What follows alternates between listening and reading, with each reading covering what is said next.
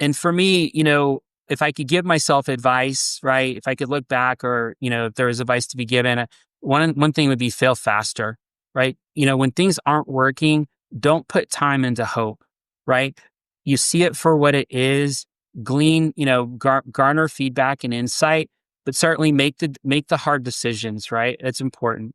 And then I would say too, change is inevitable, growth is optional. That's an old adage, but it's one that's so true.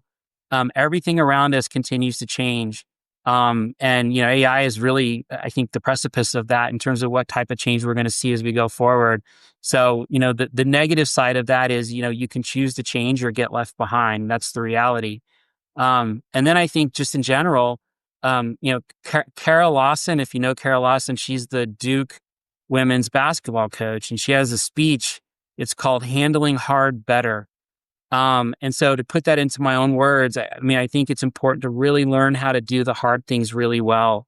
The more you focus on doing the hard things, the easier they become and the more valuable you become. And then lastly, Jack, I would say, when you're in a role for a long time and you're trying to think about what's next, I tell people, fire yourself and rehire yourself. Okay. Because when you enter something and when you reach a point, right, you have to really reflect back on, okay, what if I came into the organization today? I would give no credence to how things were 12, 24, 36 months ago. So I really need to see it for what it is today. And I need to see it for the potential that it can become going forward. And so, it sounds harsh, but don't be afraid to fire yourself and rehire yourself to get a different perspective on what you need to refocus on.